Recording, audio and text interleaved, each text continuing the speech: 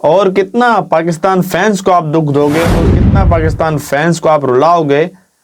एक ही फ़खर जमान था जिसके ऊपर सारी टीम रिलाय कर रही थी, पूरा पाकिस्तान फैंस सब यही सोच रहे थे कि फ़खर जमान कुछ करेगा, फ़खर जमान ही इस चैंपियन ट्रॉफी में कुछ कर सकता है, लेकिन उसको भी आपने इंजर्ड करके टीम से बाहर कर दिया।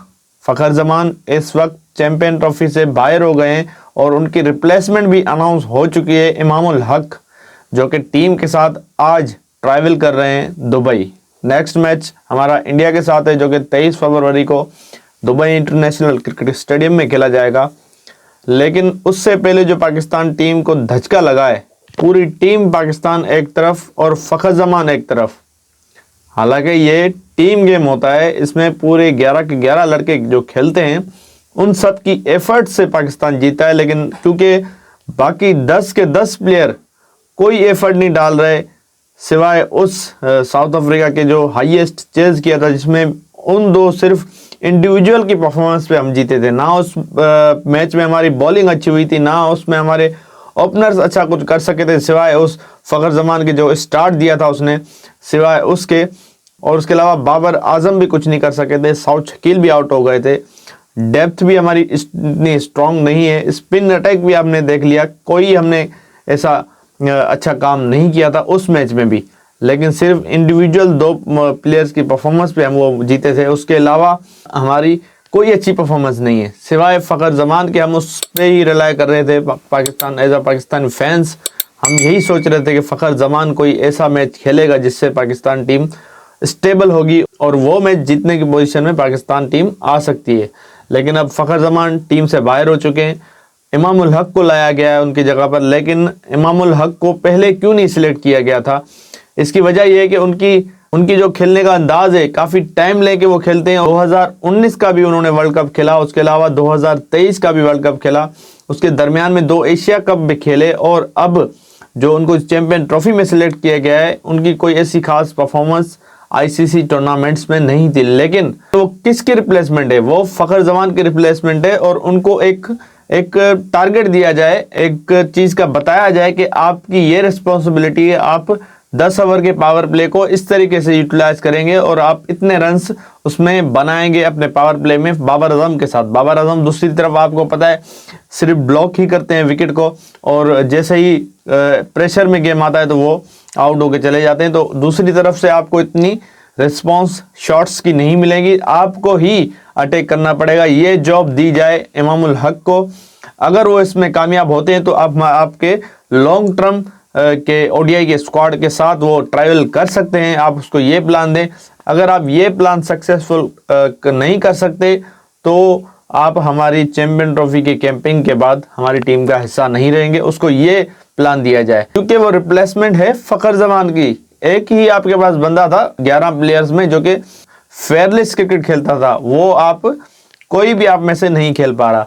और आपने जो पूरी दुनिया को लग रहा है, पूरे फार्मर क्रिकेटर आप उठा लें, न्यूज़ चैनल्स, पाकिस्तान के बाहर जो चीज़ें बातें चल रही हैं, पूरी दुनिया को यही लग रहा है कि आपने एक स्पिनर शॉट्स खिलाया है। लेकिन आपको क्यों नहीं लग रहा, सिवाय आप 2-3 जो मैनेजमेंट के बंदे हैं, चाहे उसमें मैं रिजवान को भी मिलाना चाहता हूं क्योंकि वो भी सिलेक्शन कमेटी का हिस्सा होंगे, क्योंकि कप्तान की राय ज़रूरी होती है और कप्तान भी उसमें शामिल होता है कि जिस प्लेयर को भी लाया जाता है तो उसमें सारी मैनेजमेंट, सिलेक्शन कमेटी, कोच, कप्तान सब उसमें इन्वॉल्व होते हैं। तो कप्तान भी उतना ही कसूरवार है। क्यों आप 3-4 बंदों को नहीं लगता कि चैंपियन ट्रॉफी में हमें स्पिनर दूसरा कैरी नहीं करना चाहिए? इस पे कल रात को बात भी हुई है ड्रेसिंग रूम में कि क्या हम फ़खर जमान की जगह स्पिनर सिलेक्ट करें ताकि हमें उस्मान खान को हम बाबर आजम के साथ ओपनिंग करवाएं, ताकि हमें दूसरा जो स्पिन का हमारा ऑप्शन है वो फिल हो जाए, ताकि कुछ ना कुछ हमारी बॉलिंग स्ट्रांग हो जाए।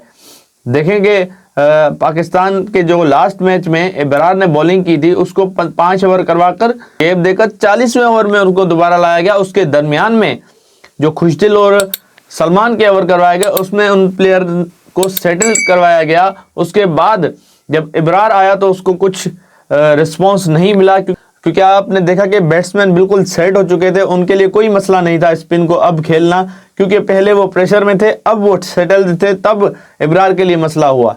तो इतना लेट उनको दोबारा क्यों लाया गया? दरमियान में उनको दोबारा लाकर उनके ओवर कंप्लीट करवा देते। लास्ट 2 ओवर में उनको 30 रन पड़े और पूरे पिछले 8 ओवर में उन्होंने 31 रन खाए। लास्ट 2 ओवर में उनको 30 रन पड़े। तो इसका जिम्मेदार कौन होगा? क्या इसकी जिम्मेदारी लेने के लिए तैयार है आकिब जावेद? क्या इसकी जिम्मेदारी लेने के लिए रिजवान तैयार हैं? असद शफीक क्या इसकी रिस्पॉन्सिबिलिटी लेने के लिए तैयार हैं?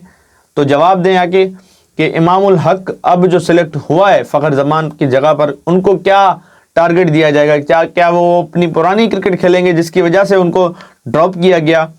हालांकि 2023 के वर्ल्ड कप में इमामुल हक के रन्स आए थे, लेकिन जो उनके रन्स आए थे वो सारे लूजिंग कॉज में थे। काफ़ी टाइम लेके खेलने वाले स्कोर थे वो उनके, क्योंकि ऑस्ट्रेलिया के खिलाफ भी आपने देखा 360 प्लस हमको टारगेट मिला था। उसमें इमामुल हक ने 63 रन बनाए थे, लेकिन रन अ बॉल वो खेले थे। उसमें हमें एक यूटिलाइज करना था अपने 10 ओवर के दायरे को, पावर प्ले को, उसका फ़ायदा उठाना था, जो कि उस टाइम नहीं उठा पाए। तो अब इमामुल हक को एक टारगेट दिया जाए आगे के मैचेस में, जैसे कि इंडिया के साथ मैच है और बांग्लादेश के साथ मैच है। अल्लाह करे कि पाकिस्तान दोनों मैच जीते और चैंपियन ट्रॉफी के सेमीफाइनल तक तो पहुंचे, ताकि हमारी कुछ इज्जत रह जाए। तो उनको कुछ प्लान दिया जाए। आई होप सो कि मैनेजमेंट अब थोड़ा स्ट्रिक्ट होगी प्लेयर्स के ऊपर, के उनको सख्ती से ये बताया जाएगा कि आप लोगों की जॉब ये है, पावर प्ले में आपका ये आपका स्कोर होना चाहिए। उसके अलावा 10 ओवर से लेकर 40 ओवर तक आपका ये स्कोर होना चाहिए। चाहे आपकी एक आधी विकेट गिरती है, लेकिन उनको प्लान सख्ती से दिया जाए।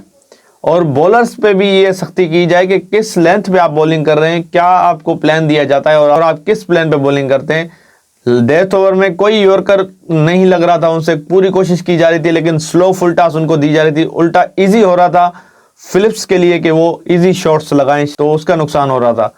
तो वी होप सो पाकिस्तान अपना अगला मैच इंडिया के साथ अगर नहीं जीत पाता तो मुकाबला करे, पॉजिटिव इंटेंट दिखाए, जो कि मिसिंग है इस वक्त तक पाकिस्तान टीम में।